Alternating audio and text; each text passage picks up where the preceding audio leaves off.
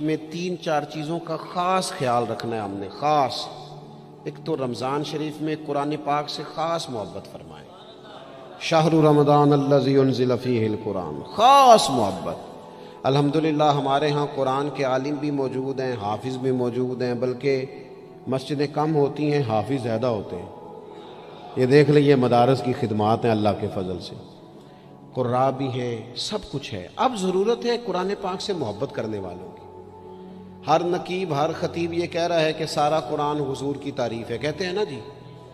تو چاہیے نا کبھی کبھی رکا آئے محفل سے کہ جناب ہمارا دل کر رہا ہے ہمیں سورہ رحمان سنائی جائے.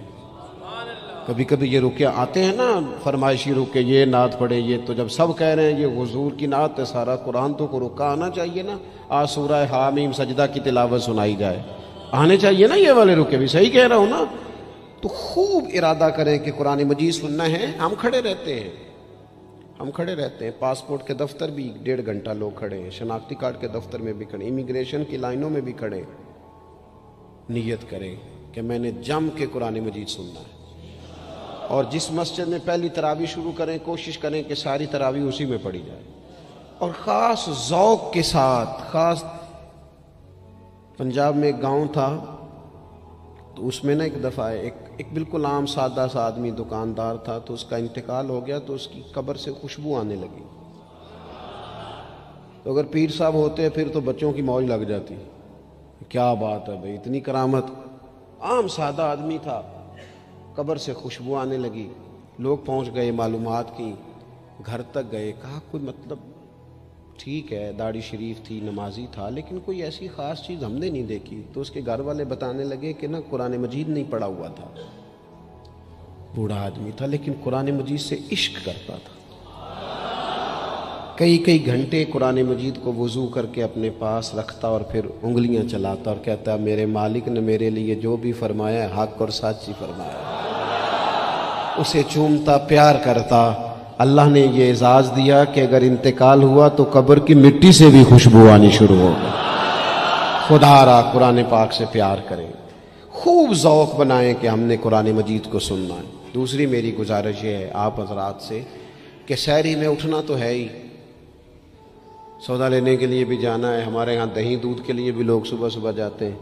تو ایسا نہ کریں کہ تھوڑا 10 منٹ اور جلدی اٹھ جائیں اور پورا رمضان تہجد کی نماز پڑھیں. بڑی پسند ہے نبی کریم کو تہجد کی نماز. صبح اگر 2 رکعتیں نصیب ہو جائیں تو نبی کریم علیہ السلام نے فرمایا جب جوان آدمی تہجد کے لیے کھڑا ہوتا ہے تو اللہ فرشتوں کے سامنے فخر فرماتا ہے. یہ ضرور عادت بنائیں. صبح جن لوگوں کو چند نفل نصیب ہو جائیں اور پھر وہ دعا مانگیں. ایک تو رمضان، پھر تہجد کا ٹائم، اس ذوق کو. اور تیسری گزارش میری یہ ہے، غریب آدمی جو ہوتا ہے وہ سمجھدار نہیں ہوتا. چونکہ عقل مند ہونے کے لیے تو پیسے ہونا بھی تو ضروری ہے نا. میں نے دیکھا ہے کہ بالکل ان پڑھ آدمی ہو لیکن سیٹھ ہو نا، تو بڑے بڑے سیانے لوگوں کو نصیحتیں کر رہا ہوتا ہے اور اس کی سنی بھی جا رہی ہوتی. میری غربت نے کیا مجھ کو زمانے میں بدنام، تیری دولت نے تیرے عیب چھپا رکھے. یہ نا غریب آدمی، اگر سیانے ہوتے تو وہ بھی مالدار نہ ہوتے، یہ نہیں سمجھدار ہوتے. یہ بیچارے کمزور ہی اس لیے رہ جاتے ہیں کہ ان کو چالاکیاں، تیزیاں الا ماشاءاللہ نہیں آتی. تو کئی دفعہ غریب تکلیف بھی دیتا ہے. جب آپ کچھ بانٹنے لگتے ہیں، جب کچھ آپ دینے لگتے ہیں تو کچھ چیزیں محسوس بھی ہوتی ہیں. بندہ دیکھ کر خیرات نہ کریں، اللہ کی رضا دیکھ کر کریں. ہمیں صحیح حدیث میں اس شخص کا تذکرہ بھی ملتا ہے جس نے آ کے نا محبوب کی چادر کو کھینچا تھا، یہ بخاری میں، اور گردن مبارک پہ نشان پڑ گیا تھا.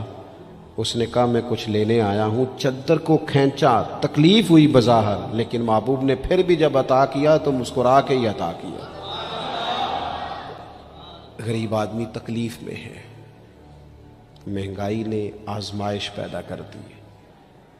تھوڑے سے امیر لوگ اگر اپنے اخراجات میں کمی لائیں، اگر جو عید پر 6 جوڑے بنواتا ہے وہ 2-4 سے گزارا کر لے، تھوڑا سا اپنے اخراجات کو کم کر کے صرف اپنے رشتہ داروں میں، اپنے دائیں بائیں تھوڑی سی توجہ کریں. اور ایک بات کا ضرور خیال فرمائیں، پردہ پوشی بہت بڑا حسن ہے، بہت بڑی خوبصورتی ہے۔ اگر یہ صدقات اور خیرات اور رمضان میں جو مساوات کا مہینہ ہے، اس میں اگر تھوڑی سی نا پردے کے ساتھ، امام ابو نعیم نے لکھا ہے کہ 100 گھر تھا مدینہ شریف میں، 100، تھوڑی سی آبادی ہوتی تھی، 100 گھر کتنا زیادہ ہوگا، 3 وقت کھانا بھی پہنچتا تھا، کپڑے بھی پہنچتے تھے، بیمار کی دوا کے پیسے بھی پہنچتے تھے، کون دے جاتا ہے پتہ کوئی نہیں تھا۔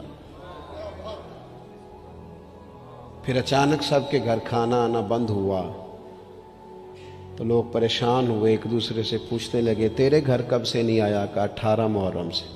تیرے گھر کب سے نہیں آیا؟ اسی شام سے۔ تیرے گھر 18 سے۔ اب جب سب متفق ہوئے تو پتہ چلا کہ 18 محرم کو امام زین العابدین کا انتقال ہوا۔ 100 گھروں میں کھانا جاتا تھا پر پتہ نہیں تھا دے کون جاتا ہے، کچھ تھوڑا سا نا۔ کچھ خبریں ایسی ہیں جو حضرت عمر بن عبدالعزیز صبح اپنے خادم کو نا ایک سارے دن کے کاموں کی لسٹ دیا کرتے تھے، تو ایک دن لسٹ دی تو وہ چاہیے تو یہ تھا نا کہ اس پہ لکھا ہوتا تھا کہ 11 بجے محکمہ تعلیم والوں کو بلانا، ظہر کے بعد دفاع والوں کو بلانا، شام کو صحت والوں کو بلا لینا۔ وہ لسٹ جو دی تھی اس پہ لکھا تھا کہ کل 5000 درود پاک کم رہ گیا تھا، آج زیادہ پڑھنا ہے۔ وہ فلاں بیوہ کے گھر میں راشن پہنچانا ہے۔ وہ 2-3 لائنیں ابھی پڑھی تھیں کہ وہ حضرت نے چھین لی، فرمایا یہ تو میری ذاتی ہے۔ تو مشیر کہنے لگا حضور یہ کب کرتے ہیں، کبھی بتایا نہیں۔ تو آپ فرمانے لگے کچھ پیسے چھپا کے رکھے ہوتے ہیں لوگوں نے کہ مشکل پڑ گئی تو کام آئیں گے۔ میں نے بھی کچھ نیکیاں سب سے چھپائی ہیں، قیامت میں مشکل پڑ گئی تو اللہ کے کرم سے میرے کام آ جائیں گے۔ یہ کچھ میں نے سائیڈ پہ کر دی ہیں جو میں نے کسی کو بتائی، تو رمضان شریف میں ایسی نیکیوں کا موقع ملے گا۔ کچھ چھپا لیں، قیمتی چیزیں سب کو نہیں بتائی جاتی، چھپائی جاتی ہیں۔ جن کو قیمتی سمجھتے ہیں نا، کروڑوں روپیہ جس کے پاس ہو وہ تھوڑی بتاتا ہے میرے گھر میں 50 تولے زیور پڑا، تھوڑی کو بتائے گا۔ تو قیمتی چیزیں بتائی نہیں جاتی، چھپائی جاتی ہیں۔ اپنی نیکیوں کو قیمتی بنائیں، ان کو چھپائیں۔ اللہ کے حضور دعا کرتا ہوں، یہ حضرت نے بھی اس پر بات کی تھی اور مجھے بھی ارشاد فرمایا، یہ جو آپس کی رنجشیں ہیں نا، جب مقاصد بڑے ہوتے ہیں پھر رنجشیں نہیں ہوتی۔ آپس کی رنجشیں، بس ایک حدیث پاک عرض کرتا ہوں، اگر آپ کی سمجھ میں آ گئی تو بات۔ ہمارے ہاں نا کچھ لوگوں نے سنتوں کو بھی مخصوص کر لیا نا کہ یہ والی سنت ہے۔ بھئی تمام ظاہری سنن اور آداب پر بھی عمل کریں اور جو باطنی کیفیات ہیں اس پر بھی غور کریں۔ ترمذی میں حدیث ہے، امید ہے آپ یاد رکھیں گے۔ نبی رحمت علیہ السلام نے فرمایا، اے انس، اے میرے بیٹے، تم سے ہو سکے تو صبح اس حال میں کرنا کہ تمہارے دل میں کسی کے لیے بغض نہ ہو۔ صبح اس حال میں کرنا کہ تمہارے دل میں کسی کے لیے بغض نہ ہو۔ اور محبوب فرمانے لگے، یہ میری سنت ہے، یہ میری سنت ہے، یہ میرا طریقہ ہے دل کو۔ اور ایک حدیث پاک میں حضور نے خود فرمایا تھا، کوئی کسی کے بارے میں مجھے بات نہ پہنچائے، میں اپنا دل تمہارے بارے میں صاف رکھنا چاہتا ہوں۔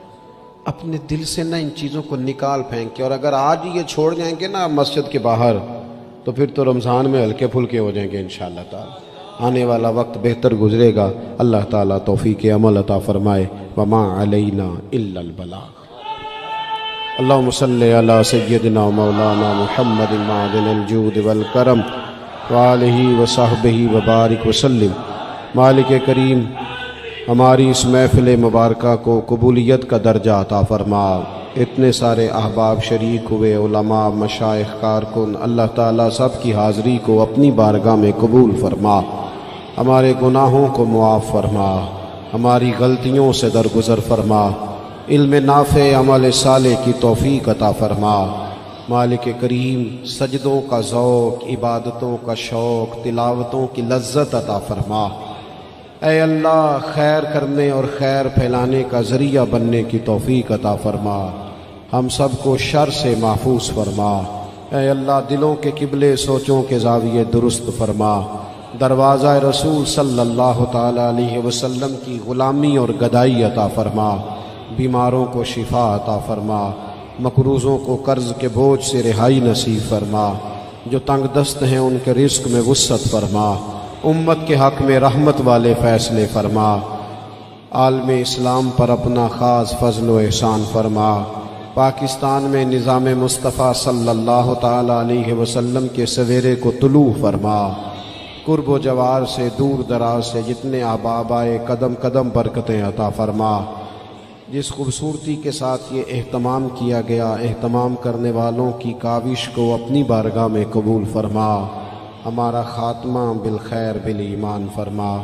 دنیا علامہ اسرار صاحب علیل ہیں، مالک کریم شفا عطا فرما، تمام بیماروں کو شفا عطا فرما، دنیا اور آخرت میں ہماری پردہ پوشی فرما۔